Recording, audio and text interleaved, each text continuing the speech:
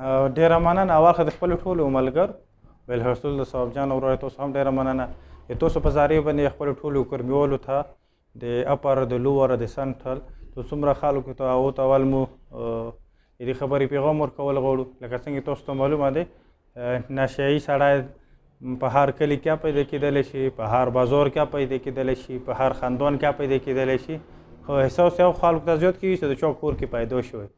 او موږ نه غواړو چې موږ نوجوان طبقه د تعلیم نه بېزاره پاتې شي، د نشو طرف ته راشي. موږ نه غواړو چې موږ هغه خلک چې هغه د کاله ساتونکي خلک وي هغه د چرسي یا نشهیي یا د پوډري جوړ شي.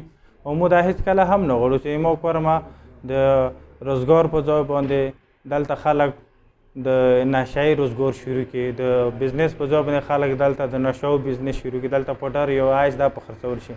څه کمزوري به د حکومت هم وي، ډېرې کمزوري مو د عوام هم دی. روان وخت کې انشاءالله مو پلانینګ دی د اپر کوروم نه ونسه، د لوور نه ونسه، د سنټرل کوروم چې څومره هم یو چیز دي چې په هغه کې څومره هم جنرال کونسل جوړ دي او سره سره چې د څومره هم قومونو کمیټي دی یا د کلو کمیټي دی مو به هغو څه نستای لرو.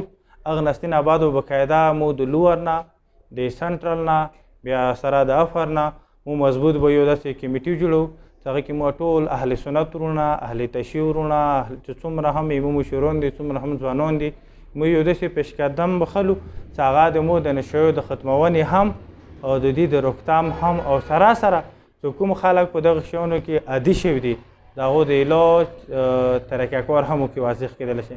انشاءالله ډېر زر مو د خپلو ټولو ځوانانو ته چې په دغه قدم کې په دغه مزل کې مو سره تعاون وکړو، جني مني دواړه. ډېره مننه، خوشحال.